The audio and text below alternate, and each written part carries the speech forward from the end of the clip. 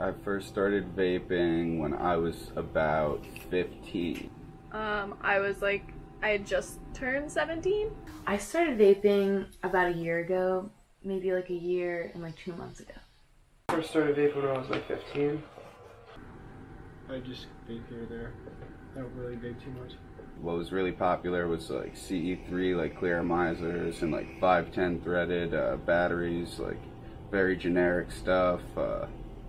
And then eventually it evolved into the larger box mods and sub-ohm tank systems that you see, and then eventually reverted to the Juul-esque stuff, the very basic 2-pin connection pod-based systems that are pre-filled. I had a Kanger Tech tank and an E-Leaf battery, an iStick, 30 watts. The first vape I used was a Soren Air, and it was like these like rectangular little things. It had one of those mechanical knobs, the giant things you had to drip the juice on. The relatively new craze of vapors has slowly started to become a distinguishing factor of our generation. A multitude of different companies have created different products using that vegetable glycerin compounds dripped over a red-hot coil, creating the tastiest new way of ingesting nicotine. But the real question is, why do college kids vape? The nicotine I use for a bunch of different things. It's just basically calming for me. Kind of it keeps me at ease because I tend to be hot-headed most of the time. So if I have a chance to sit back and smoke, relax a little bit, I usually make better decisions and better longer-term outcomes. If I'm like really like anxious or nervous, like nicotine, like it kind of like helps me snap out of it and like focus and like feel better. If I'm like having a rough day at work, like going out to like Juul or like smoke a cigarette like kind of refocuses you on like what you're doing. Like it kind of helps you like stay on task and like just have that like little break. Nicotine is like an addictive chemical. It's like a horrible chemical. It's gonna ruin your body, stuff like that. But it's really not that bad. But is it really not that bad? We went to Monmouth Smoke Shop in Long Branch, New Jersey to find out more about vapes. This local spot supplies a lot of college kids with their vaping needs. I'm Nick Dunn, the general manager at Monmouth Smoke Shop, and I've been here for 4 years. Been in this industry for 5 years. Free-base juices, we have 0, 3, 6, 12, 18, and 24. And with the Juul and Salt Nic, the Juul created the standard of 50 milligrams per milliliter, which is 5% nicotine by volume, which is definitely a large difference, double the highest level that Freebase came in. The Juul compared to other Salt Nic devices, you can go down in nicotine in the Juul, but it's just like when you go down in nicotine in the Juul, you just Juul twice as much. The other devices are nice that you can actually go down in nicotine with them, but I just don't find the draw as close to a real cigarette as the Juul. So it's just like, if you can adjust yourself to it and like you're just addicted to the nicotine aspect, it's great. But when you're addicted to like the whole smoking aspect, you definitely don't want to be sitting there blowing a huge cloud out. The Juul has been a very hot topic of conversation in today's society. According to True Initiative, 1 in every 5 students between the ages of 12 to 17 years old have at least seen Juul use in school. So how did this little rectangle device become such a problem? The Juul craze, like, I think took on like a level of like marketing that like nobody like could comprehend. And I think that's just the same thing like with like the Juul people took like a page from Big Tobacco's book, and like they really did, because it was like they just took this loophole to, like they wanted to advertise it. They didn't care who it got to, like they didn't really take any steps to like like precaution people. Kids are gonna do what kids are gonna do, alright? It's that simple. Times change. Parents don't change with the times because they want to raise the kids how they were raised.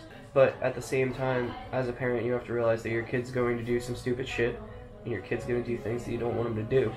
And if your kid wants to smoke, it doesn't matter if you take it away, if you make a law that says they can't have it, if you arrest them for having it. Whoever, like who's in charge of like, Juul didn't prepare for this kind of popularity. Juul didn't like really take into account that they really needed to, like make it stricter in a sense, or educate people. I think it was just kind of like a product of like the social scene, just like anything, just like how cigarettes took off is just a product of what you're allowed to do like in America. And as long as you like, you know, like tell like, you know, teach your kids not to do that, you know, like tell them they have to like wait, you know, until like that, like they're not like 18 or something, like, or even 21, like that's like they should, you know, like abide by that. The youth have always felt a need to rebel against what their parents say. But is there something about the Juul that makes it even more attractive to kids? With the fruitier flavors and stuff like that, we see the younger generations smoking. Kids that the FDA predicted would have never smoked are smoking. We refuse about like 20% of minors here. You know, typically, you know, 1 out of 5 people we have to turn away because they're not of age. Which products do we refuse to minors, and how often do we refuse them? And that's going to be primarily the Juul.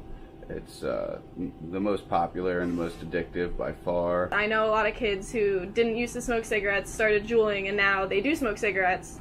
And like people just treat it as a trend rather than like what it's actually for, so it's like kind of frowned upon and like it's just looked at stupidly, but like people are actually like abusing it. They're using it as like something that's cool, and then like it's kind of screwing them over in the end, because then like here they are smoking cigarettes, they're addicted to nicotine at a young age that they shouldn't have even been addicted to in the first place. Minors and their use of vapes like the Juul is definitely a problem, but there is still a positive side of vaping. Vapes were created to help people quit the nasty habit of smoking cigarettes, but how successful is it for college students? The pre-filled pod-based devices may cost you similarly a week to being like a pack-a-day smoker. It's hard to say. There's some very big variation there, but if you're using a refillable device, then you're definitely going to save a lot of money, minus the initial investment of actually buying the nicotine vape. People that stop smoking cigarettes is about like 40-50%. I had to quit cigarettes because cigarettes were like really like taking me down, like ruining my life, like make me feel terrible. And like at first, like I just needed some like help out of that, like because I really like nothing was helping, like and it really was like even getting off cigarettes like with the vape, it was still hard. It was still hard to, you know, like, but it was like really something that was like there for you. I was in the Army and I was in the field and my vape fell upside down in the sand actually. So like I had bought no coils with me, I had no cotton, so I was screwed and I was like, fuck, I'm going to need nicotine out here for 21 days. The first day I'm there too, so I'm like, I'm going to the store, I'm buying a carton of cigarettes because I know I'm going to need nicotine or else I'm going to flip. We see a lot of people able to quit traditional tobacco products with combustion, even if they've tried a lot of other methods and techniques. Since I started vaping, I didn't quit smoking cigarettes right away. I like didn't smoke as many, and then I got a Juul, and I quit for a couple months.